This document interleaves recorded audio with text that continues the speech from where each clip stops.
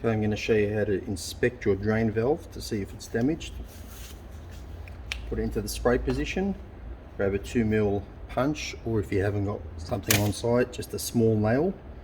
And you'll find there's a small spot, and you can just see that nail, that pin's coming out. Knock it out completely. Cover and base off. Now this is our drain valve.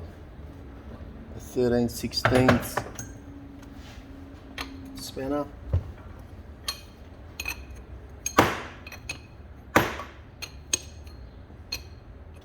A faulty drain valve will cause paint to return out of the return line when it's in spray mode.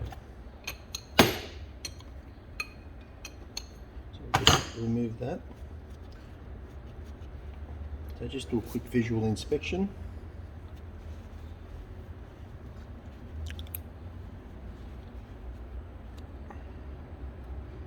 Okay, so first thing you're going to check is any blockages here. Nothing there. Alright, so we're going to strip it and put it on the vise and have a look. Alright. Bottom facing down on the vise. This is an 11/16, and we'll separate them. Ugh.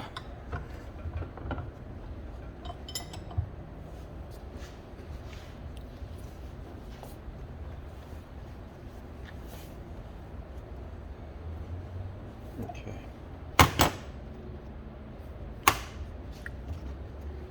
Pull the spring out, and I'll sit the spring back in there so I don't lose it.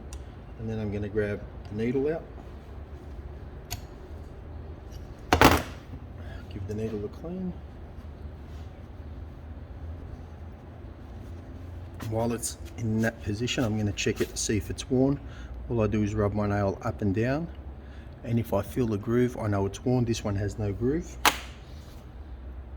I'm just going to blow this out and make sure it's clean.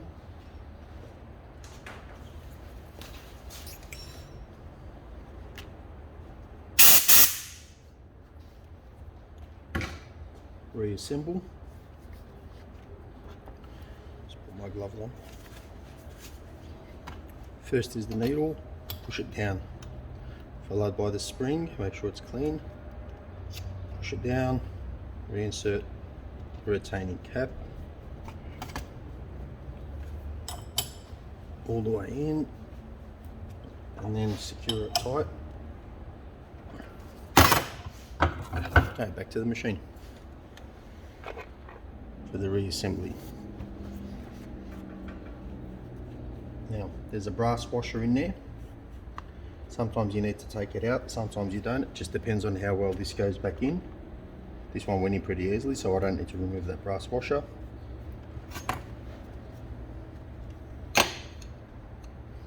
Now, 13/16 is also the same size as a spark plug socket, so if you have a spark plug socket, that should also get you out of trouble. As I'm getting ready to put it back in, I'll use my nail or pin again, and I'll make sure that that's in the vertical position, up and down perfectly, and then I go back to the cap. So before we put it back together, I'm just going to look at the ends.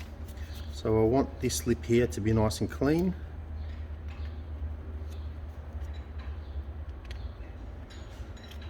Same as the other side. And then the cap.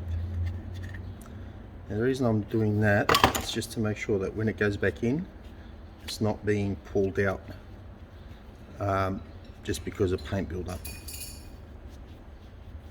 Okay, that's nice and clean. Put it back together so the base will go in, the pin will line up with that hole on the side, then the cap goes back in facing backwards in the spray position, and then we finish up with our locking pin.